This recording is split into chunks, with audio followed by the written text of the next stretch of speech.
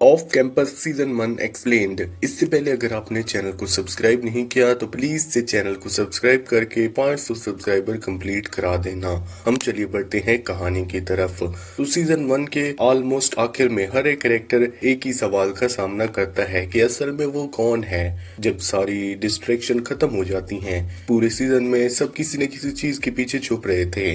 Garrett hockey के पीछे, हैना अपनी इंडिपेंडेंस के पीछे, डियान कैजुअल रिलेशनशिप के पीछे और अली अपनी इमोशन से दूर रहकर खुद को हाइड करता रहा। लेकिन फिनाले में सब फेक मास्क टूटने लगते हैं। स्टार्टिंग में सेंटर वाला सीन फनी लगता है, जहां गैरेट दूसरे लड़कों को हैना से दूर रहने की वार्निंग देता है, लेकिन अंदर से सीन का इमोशन कुछ और ही होता है। हैना गुस्सा भी होती है और एम्बेरेस्ड भी, लेकिन दिल के किसी कोने में वो ये भी चाहती है कि गैरेट को उसकी फिक्र अभी भी हो। ब्रेकअप के बाद वो बस ये देखना चाहती थी कि उसका खोना गैरेट के लिए भी पेनफुल था। लॉकर रूम वाला सीन भी इसलिए इम्पोर्टेंट है। रूमर से ज्यादा मैटर ये करता है कि दोनों की फीलिंग्स अभी तक खत्म नहीं हुई। फिर एनसीसीए पनिशमेंट सब कुछ उलट देता है। बैरियर की सारी वाइन्स चली जाती हैं और गैरेट पूरी टीम के डाउनफॉल की वजह बन जाता है। पहली बार उसकी मिस्टेक का असर सिर्फ उस पर नहीं बल्कि पूरी टीम पर पड़ता है। कोच जैसन को भी समझ आ जाता है कि प्रॉब्लम्स हॉकी नहीं, गैरेट की आइडेंटिटी है। इसी वजह से वो पूछता है, क्या तुम्हें सच में हॉकी पसंद है? और गैरेट के पास इसका कोई जवाब नहीं होता, क्योंकि हॉकी ही उसका पूरी पहचान थी। उसके बिना वो खुद कुछ भी नहीं समझ पाता। सबसे इमोशनल मोमेंट तब आता है जब गैरेट फाइनली मान लेता है कि उसके अपने बाप जैसा बनने का डर है। डेलेने के साथ फाइट सिर्फ गुस्से की वजह से नहीं हुई थी। उस वक्त गैरेट ने खुद पर कंट्रोल खो दिया था और अब्यूज वाले एनवायरनमेंट में बड़े होने के बाद ये रियलाइजेशन है कि उसके लिए बहुत स्कैरी है। इसलिए लोगों का उसको रोकना इम्पोर्टेंट था, क्योंकि गैरेट को लगता था कि अगर उसको कोई उस वक्त ना रोकता तो शायद वो अभी भी अपने फादर जैसा वायलेंट इंसान बन जाता। इसके बाद उसकी पूरी पर्सनैलिटी समझ आती है। उसके ऑर्गेनाइसिस, कंट्रोल इश्यूज और हर वक्त टफ बनने की एक्टिंग, सबसे पीछे सिर्फ एक ही डर था। फिनाले का असली इमोशनल हार्ट हैना है। पूरे सीजन में उसका ट्रॉमा बैकग्राउंड में छुपा रहा, लेकिन फाइनली वो सच बोल देती है कि उसके साथ असल्ट हुआ था जब उसको रोफ्ट किया गया था। इस सीन का सबसे पावरफुल पार्ट अली का रिएक्शन है। उसको पहले से पता था, लेकिन उसने हैना का वेट किया था जब तक वो खुद रेडी नहीं होगी। हैना सालों तक ये सच सोच कर ही जीती रही। उसका ट्रॉमा ही उसकी आइडेंटिटी बन गया। उसने म्यूजिक लिखना छोड़ दिया, अपनी क्रिएटिविटी दबा दी और खुद को अलग कर लिया। लेकिन अली उसको समझाता है कि एक इंसिडेंट उसकी पूरी पहचान नहीं है, वो सिर्फ अपने ट्रॉमा से डिफाइन नहीं होती। इसलिए फिनाले ये मैसेज देता है कि हीलिंग का मतलब ट्रॉमा का गायब होना नहीं होता। हीलिंग तब होती है जब वो तुम्हारी पूरी आइडेंटिटी बना बंद कर देता है। एंडिंग में हैना ऑलमोस्ट शो के स्किप कर देती है, क्योंकि फिर अभी भी उसके अंदर है। लेकिन फिर उसको समझ आ जाता है कि उसको परफेक्ट परफॉर्मेंस नहीं करना, बस खुद को छुपाना बंद करना है। और इसी वजह से फाइनल परफॉर्मेंस इमोशनली इतनी पावरफुल लगती है।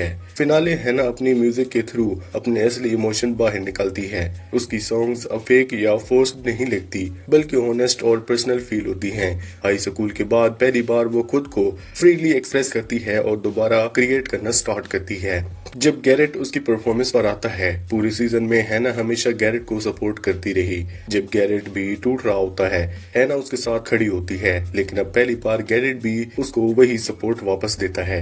गैरेट के चेंज होने के बाद एक बड़ा साइन तब दिखता है जब वो टेम्पररी कैपेसिटी लोगों को दे देता है। पहले गैरेट लीडरशिप को सिर्फ प्रेशर समझता था, जैसे सब कुछ उसको अकेला ही हैंडल करना है। लेकिन अब उसका समझ आ जाता है कि असली लीडरशिप ट्रस्ट होती है, कंट्रोल नहीं। लोगों पर ट्रस्ट करके वो पहली बार हर प्रॉब्लम का सेंटर खुद बनना छोड़ देता है और इसी के बाद टीम भी बेटर काम करना शुरू कर देती है।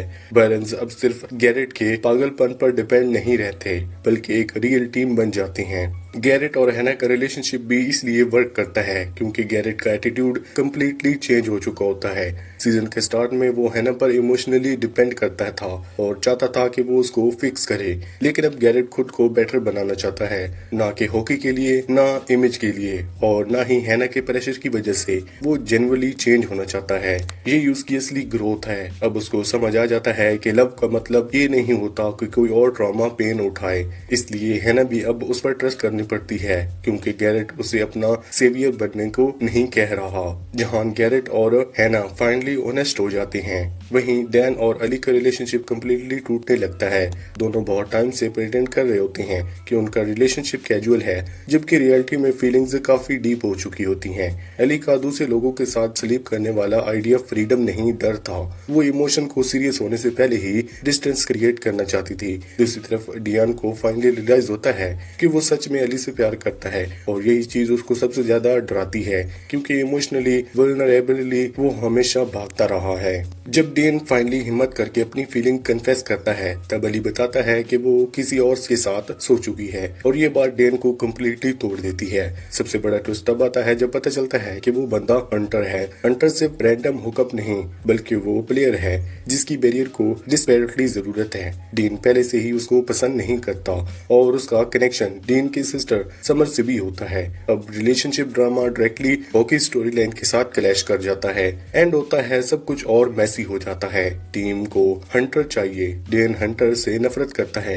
अली हंटर के साथ रह चुकी है और अब सब कुछ एक साथ रहना पड़ेगा। पूरी स्टोरी का मेन फोकस आइडेंटिटी है। गैरेट ये समझने की कोशिश करता है कि क्या वो सच में हॉकी से ज्यादा कुछ है। हैना सोचती है क्या वो अपने ट्रॉमा से ज्यादा है। डियान को समझना है क्या वो सच में किसी से प्यार कर सकता है। और अली ये सीख रही होती है कि इमोशनल डिस्टेंस और फ्रीडम एक ही चीज नहीं होते। इसी के साथ ये सीजन यहीं पर एंड होता है। आपको कौन सी मूवी या फिर वेब सीरीज की एक्सप्लेनेशन चाहिए हमें कमेंट सेक्शन में जरूर बताना और चैनल को लाजमी से सब्सक्राइब करना। Thanks for watching.